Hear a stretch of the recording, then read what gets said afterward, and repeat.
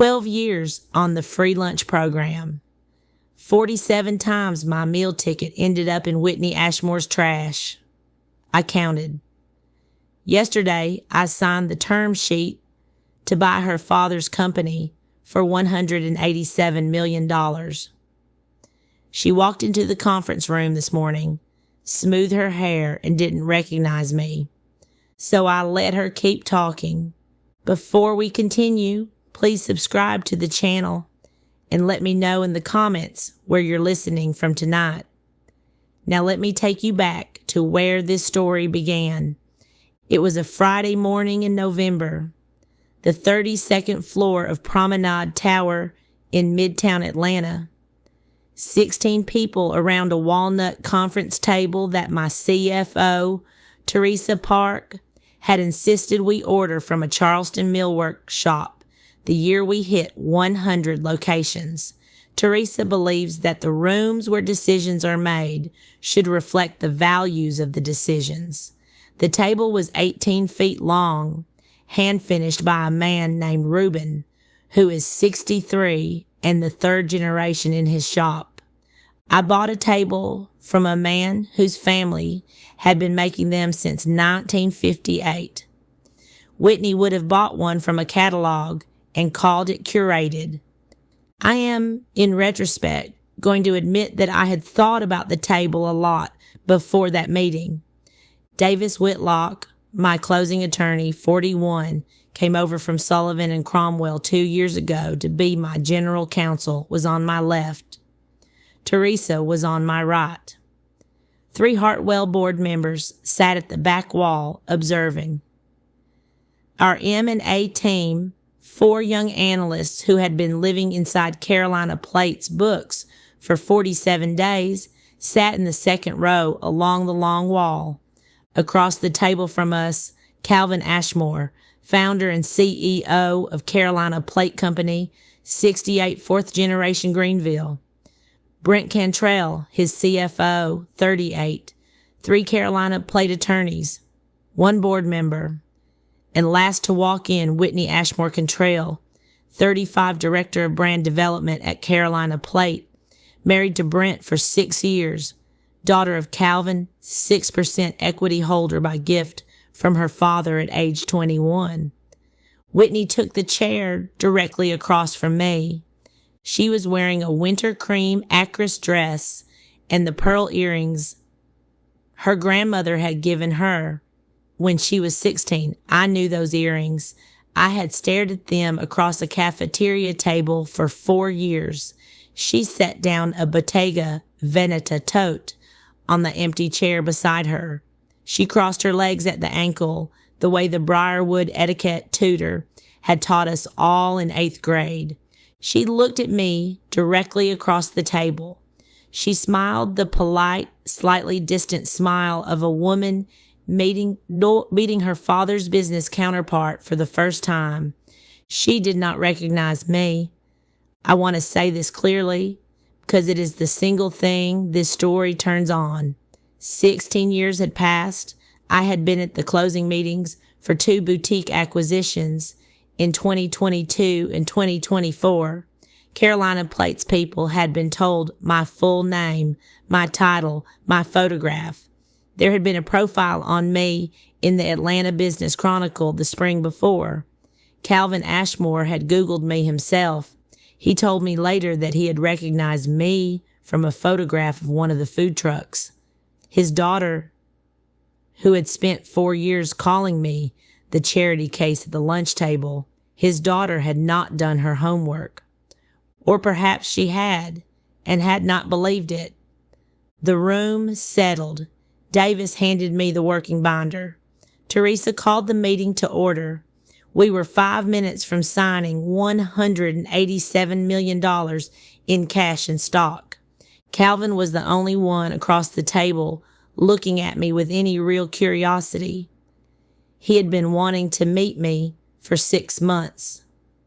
The voice on the conference line that had asked him in the 3rd week of due diligence why his daughter's brand initiatives at Carolina Plate did not appear in any board minutes after 2022. Calvin had paused on that call for 9 seconds before he answered. He had come to Atlanta that morning, I think, in part because of that 9-second pause. Whitney leaned toward Brent and whispered something. He nodded politely without looking at her. He had not yet noticed anything was wrong. Then Whitney looked back across at me, and she said, "I just have to say, I'm thrilled to finally meet the founder. I've been to the Hartwell on Peachtree twice. The brand has such a charming working class energy. It's like Cracker Barrel for people who buy Stanley cups, you know. I love it."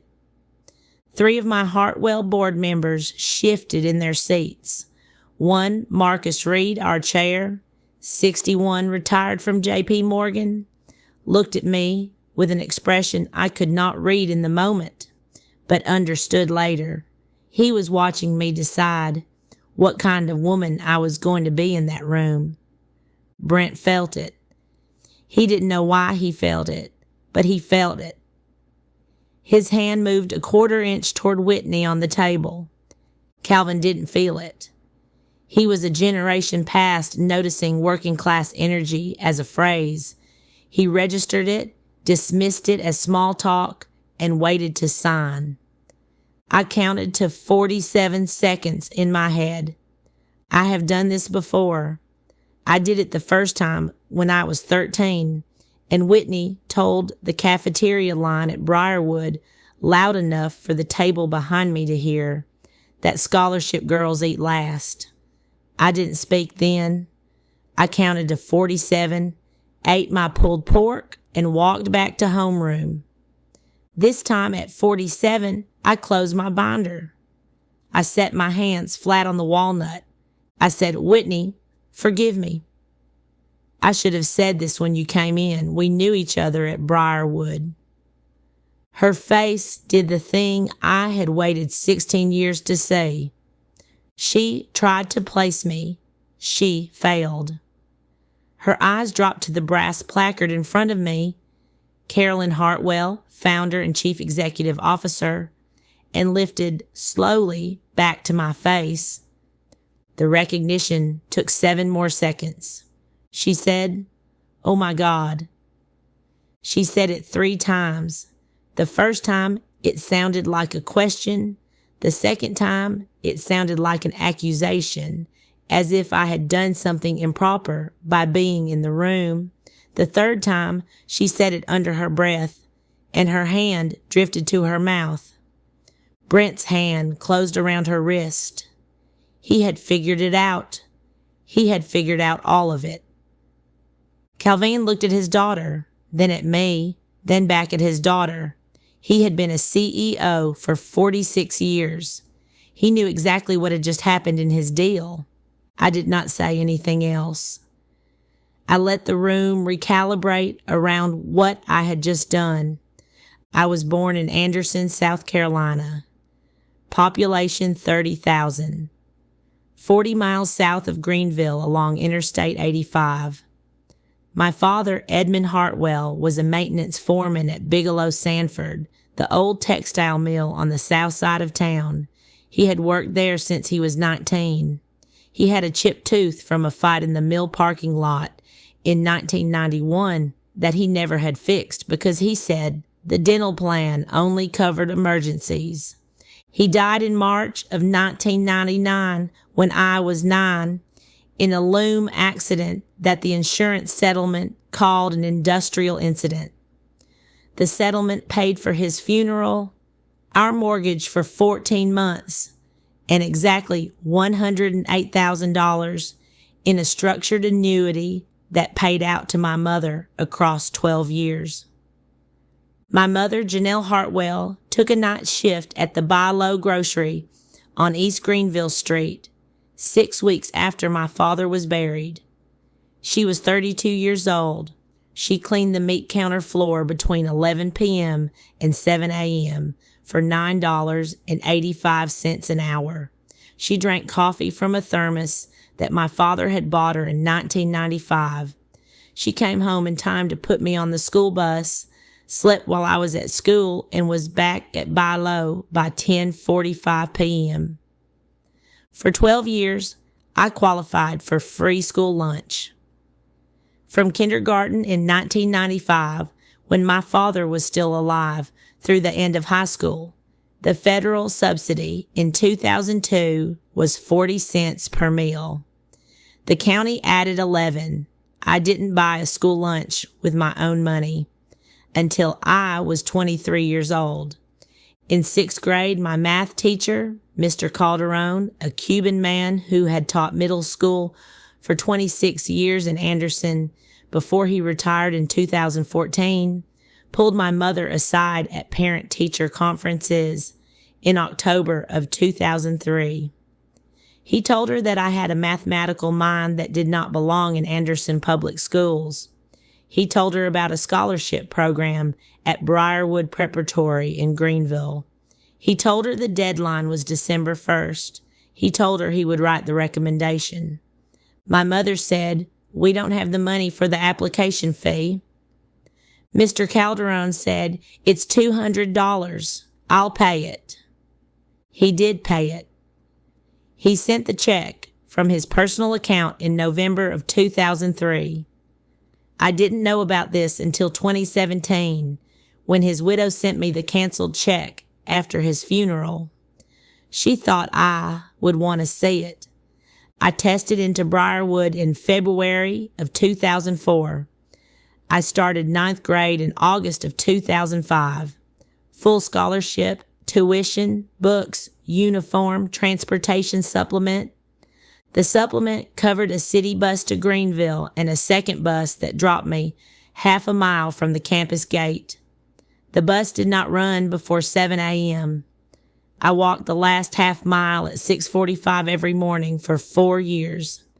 The night before I started, my mother sat me down at our kitchen table, the table from a Buy Low employee tag sale, scratched on the surface, one leg shorter than the others, and she said, "These children are not better than you.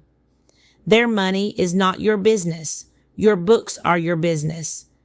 Do not let any of them see you embarrassed."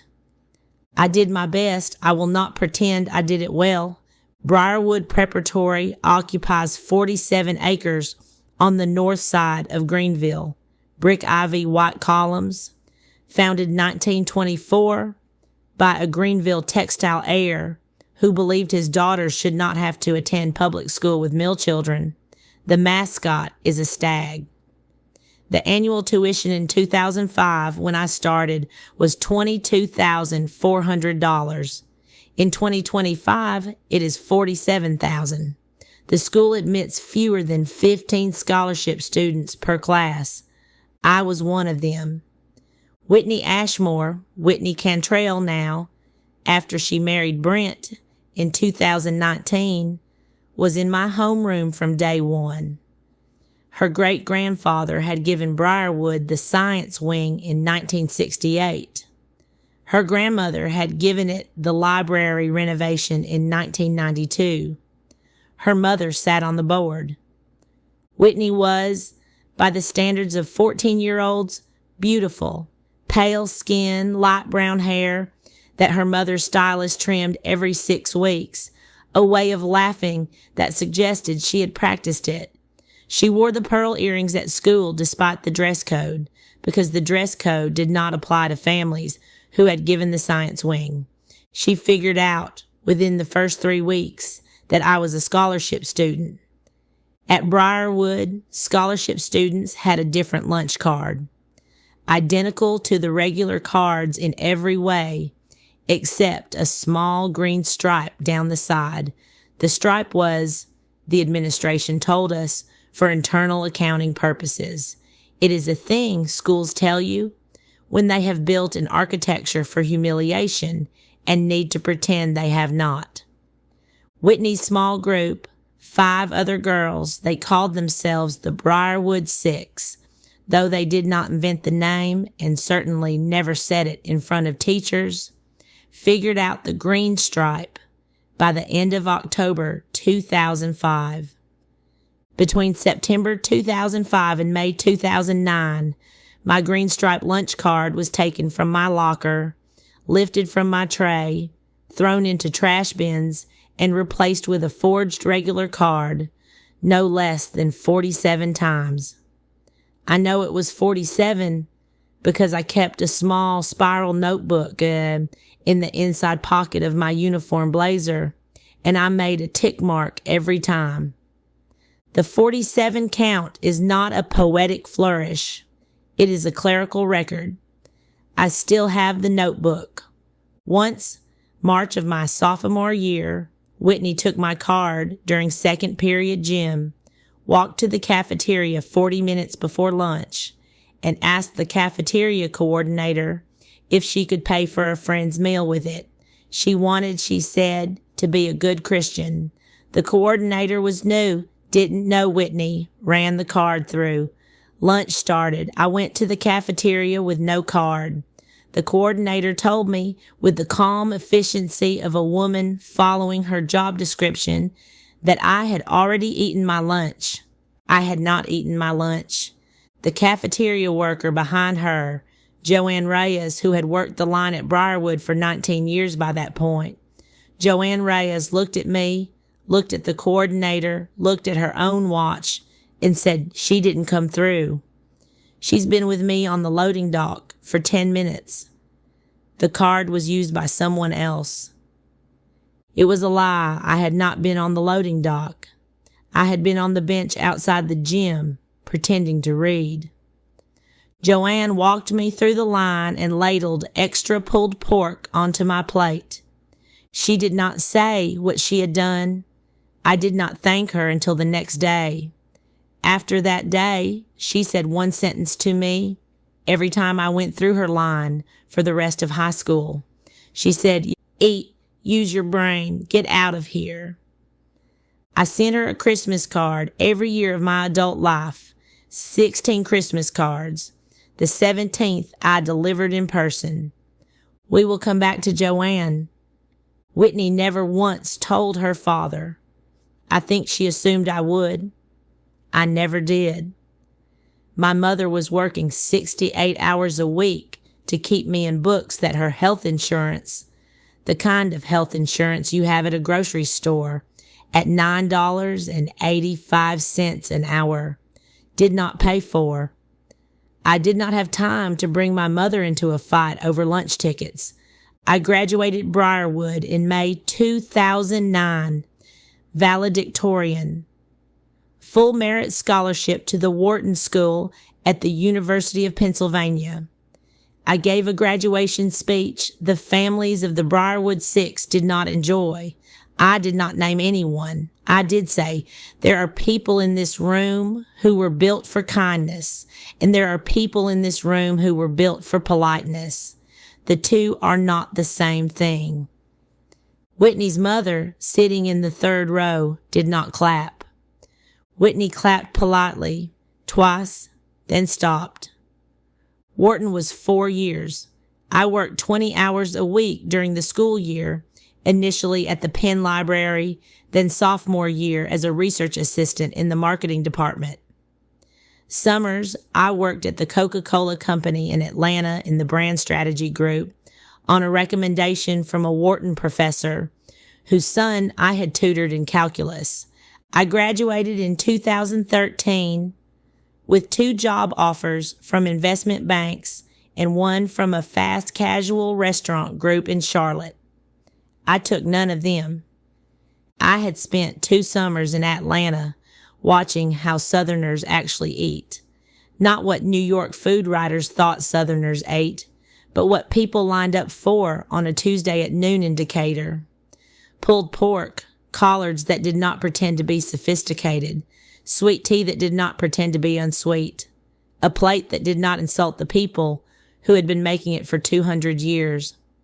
I drove back to Greenville in August of 2013 with $17,400 in savings, a $30,000 small business administration loan I had qualified for as a first-generation entrepreneur, and a $35,000 grant from the Whitley Family Foundation, a small Atlanta foundation that supported food business startups by Southern women. I bought a 2008 Wells Cargo trailer for $9,000 and converted it into a food truck with 3 high school welding teachers in Anderson who knew my father. They worked weekends through October. They charged me parts. They would not let me pay for labor. Hartwell's opened 1 truck, 1 menu, 1 parking lot off Main Street in downtown Greenville on November 14th, 2013. I was 23 years old. The first meal I served was a $7 pulled pork plate with collards, biscuit, and sweet tea. The same plate Joanne Reyes had ladled extra onto in my sophomore year. Year 1, 1 truck, $40,000 in profit. I lived in my mother's house. Year 2, a brick and mortar location in Spartanburg. We had figured out the model. By 2018, I had 12 locations across the upstate. I had hired my first chief operating officer, a man named Andre Joyner, who had run regional operations for Bojangles for 14 years. He had taken a 40% pay cut to come work for me because he said his wife had eaten at the Hartwell and Greer and told him to. By 2020, I had 34 locations, and we had survived a pandemic that closed 170,000 American restaurants. We survived it because, and I will say this clearly, I had taken Andre's recommendation in February of 2020 and pivoted 90% of capacity to drive-through and family pack within 19 days. We added 11 new locations during a year that closed everyone else. By 2023, 87 locations. By the spring of 2025, 142. We were the fastest growing fast casual brand in the Southeast by unit count for 3 consecutive years. Teresa Park joined us in late 2024. She had spent 18 years at Goldman in mergers and acquisitions. She had advised on the sale of 3 regional restaurant brands in the previous 5 years. She had been on a hiking trip with her wife in the Blue Ridge in October when she ate at the Hartwell in Asheville. She wrote me a letter the next week. The letter was 3 sentences long. It said, "I have read your last 3 annual reports. I have eaten at 4 of your locations. I would like to come work for you, Teresa." She started in January 2025. By March, she had brought me a name. The name was Carolina Plate. Carolina Plate Company was founded in 1979 by Carolyn Ashmore, then 22 years old, with a $100,000 loan co-signed by his father, the senior commercial loan officer at South Carolina National Bank. The first location was on Wade Hampton Boulevard in Greenville. The concept was Southern comfort food in a sit-down format with table service. Meatloaf, pot roast, baked chicken, 3 sides, sweet tea, banana pudding. Family friendly. Sunday after church. By the late 90s, Carolina Plate had grown to 46 locations across the Carolinas and Georgia. Calvin took the company public in 1999 at a $198 million valuation. By 2007, they were at 69 locations, and Calvin held 48% through a family trust. By 2015, they had peaked at 94 locations and had begun what restaurant analysts call a slow decline. By the spring of 2025, Carolina Plate had 89 locations, sales declining 7% year over year for 3 consecutive years and an aging customer base. The median Carolina Plate customer in 2025 was 58 years old. They were closing stores at a rate of 3 to 4 per year. The board had been asking Calvin quietly what his succession plan was. His succession plan, on paper, was his daughter. Whitney had been hired into Carolina Plate in 2012 at 22 as a brand consultant. She had been promoted in 2015 to Director of Brand Strategy. In 2019, the year she married Brent, who had joined Carolina Plate as CFO 3 months before the wedding. At 31, with a Bain background, she was promoted again to Director of Brand Development. Her formal job description included creative oversight of menu refresh and consumer perception initiatives. In the 3 years between 2022 and 2025, Whitney Ashmore Cantrell had appeared in 0 board minutes, had attended 0 quarterly business reviews, and had executed 0 menu changes that had passed brand review. She had executed 2 Instagram influencer activations and 1 rebranded children's menu that the board had rejected on aesthetic grounds. Calvin knew. Calvin had known for 6 years. He had not yet decided what to do about it. He had been raised in a way that made firing his daughter inconceivable.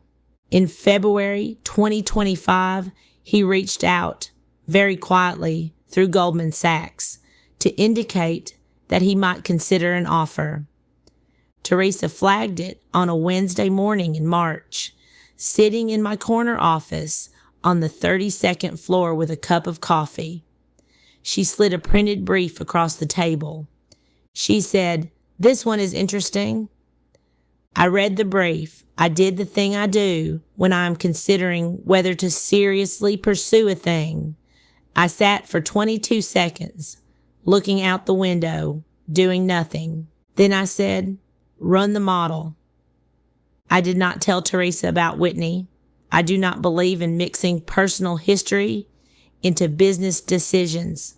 The Carolina Plate acquisition would have been worth doing if Whitney had never existed. 89 locations across the Carolinas and Georgia, in geographies that complemented our footprint, with a customer base older than ours that we could refresh. That was an acquisition that made sense in March, and it made sense in November when I signed. The fact that Whitney sat on 6% of it was not relevant to the model. It was relevant to the room. The model took 8 weeks. We brought in Davis's team for legal, our internal M&A team for diligence, and a small boutique investment bank, Trinity Hill out of Charleston, for fairness opinion. Teresa ran the financial structure herself with the analysts. The model output was $187 million, $140 million in cash, $28 million in Hartwell, preferred equity that would convert to common at closing plus 24 months, and $19 million in earnout tied to revenue stabilization in years 1 and 2. Calvin's 62% through the family trust would clear approximately $116 million. Whitney's 6%, gifted by her father in 2010 when she turned 21, would clear $11.2 million. The remaining minority shareholders, including the public float that Calvin had been quietly buying back since 2015, would clear the rest. We made the offer in early August. Calvin responded in 9 days with a counter that increased the cash component by $12 million and reduced the earnout. Teresa pushed back on the cash by 6. We landed at 187 in the structure Calvin's bank wanted by mid-September. Due diligence opened on September 24th, 2025. 47 business days later, we closed. The 47 is not a coincidence I chose. It is a coincidence I noticed. During due diligence, I had 3 direct calls with Calvin Ashmore. The first was procedural.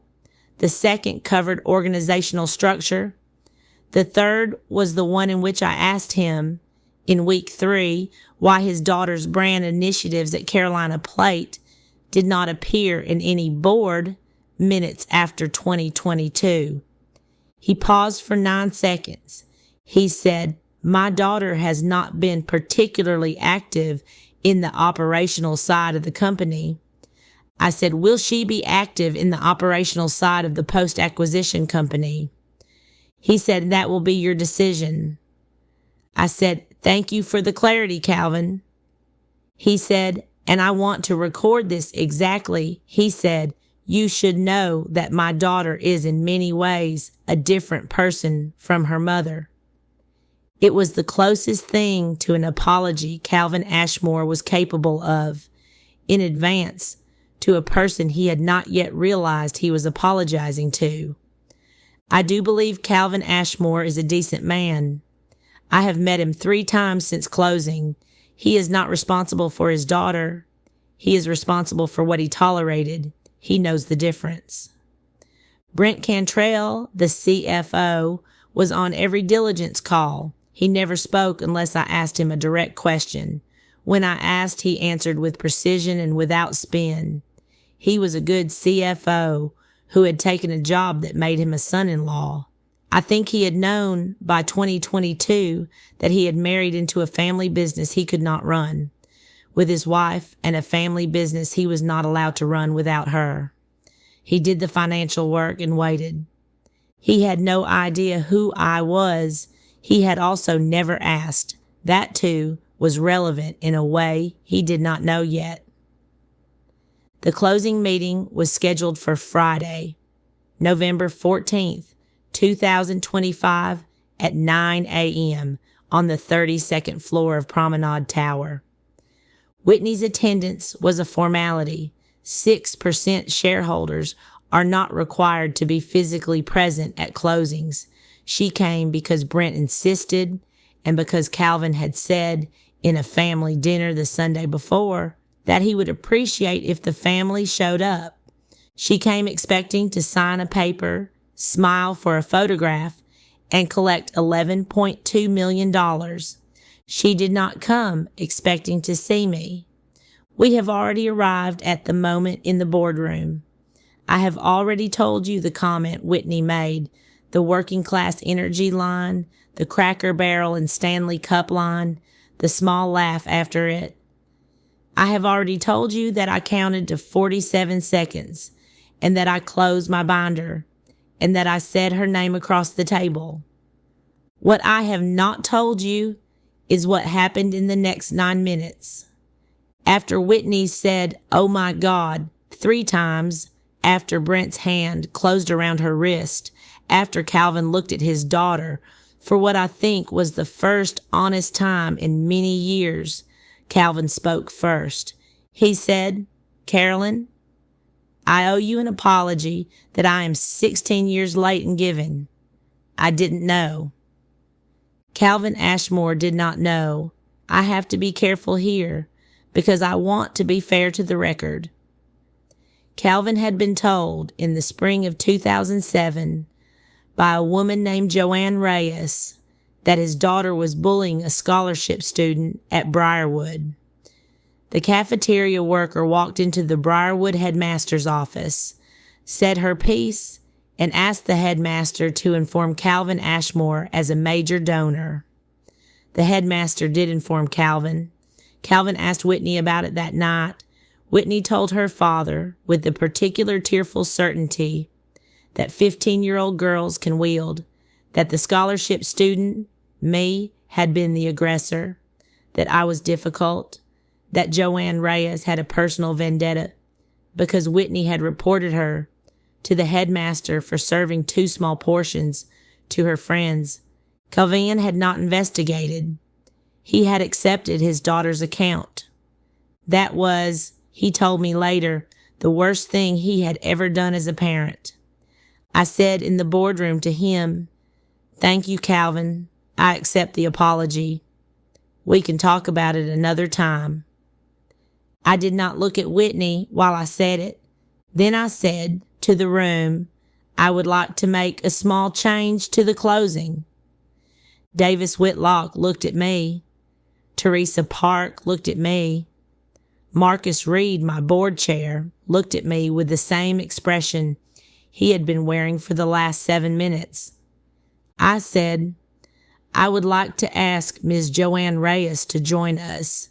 She is in the building. Calvan did not understand. Brent understood, and his color changed. Whitney understood, and her color also changed, but in the opposite direction. She went from flushed to bone white in a span of perhaps 4 seconds. Joanne Reyes, 67 now, retired from Briarwood in 2018, living in a small ranch house in Travelers Rest, South Carolina, had been my honored guest for the day. She had spent the night before in the Four Seasons. She had a fresh blowout. She was wearing a navy dress she had bought at Belk for the occasion.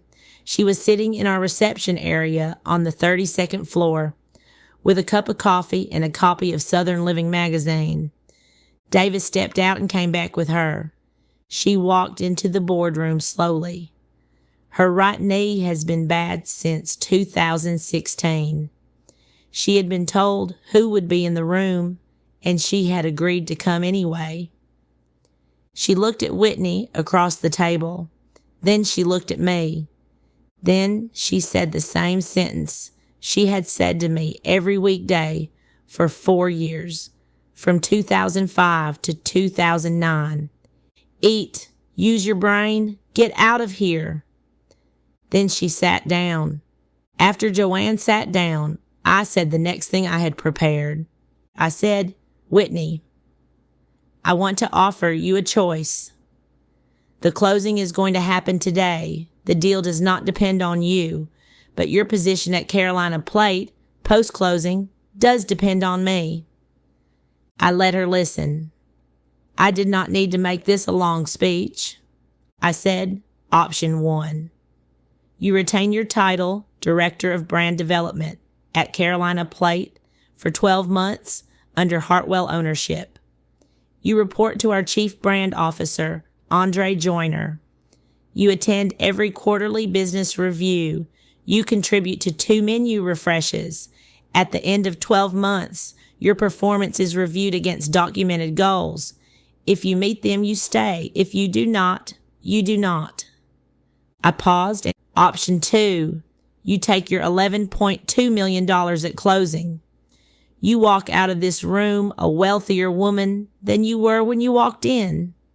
You do not return to Carolina Plate. Severance is included in the closing documents and is generous. We sign a mutual non-disparagement clause. You decide which option you want before lunch. Whitney looked at her father. Calvan did not look back at her. He was looking at the table. Whitney looked at Brent. Brent was looking at the wall behind me. He had decided something in his own life that he was not going to discuss in this room. I knew. I had read his employment contract. He had a 6-month notice clause and a non-compete I could have walked through with a folding chair. I had no intention of holding him. He would be gone by spring. Whitney looked at Joanne Reyes. Joanne looked back at her steadily. Whitney said very quietly, "Why are you doing this?" I said, "Because if you had run Carolina Plate well, I would have asked Andre to keep you on. You did not run it well. That is the actual reason. The fact that you were unkind to me at Briarwood is a different reason. It is the reason I am giving you a choice. Instead of simply firing you in your first week, I am giving you a year because in the cafeteria in 2007, I was given lunch." Whitney took option 1. She took it not because she wanted the job. She took it because she did not yet understand that she had lost. She thought I believed that she would charm Andre into a quiet year and emerge with her dignity. She did not know Andre. She also took it, I think, because she could not face her father's face at the moment of cashing out and disappearing. I do not blame her for that. There are choices we make in rooms because the room itself makes them for us. We signed the closing documents at 11:46 a.m. Calvin Ashmore signed first. He did not shake my hand. He put his palm on the back of my left hand for one moment, and then he removed it. Brent signed second. He looked at me when he signed. He nodded. Whitney signed third. Her signature was unsteady. The deal closed. Whitney's 12-month performance review came up in November of 2026. Andre Joyner had documented her quarterly contributions. The contributions came in at a score of 2 out of 10 on a weighted operational rubric the Hartwell brand team uses for every senior employee, including me. There was no special standard. There was no animus. There was a rubric. She did not make her numbers. Severance was generous. She left Carolina Plate at the end of December 2026.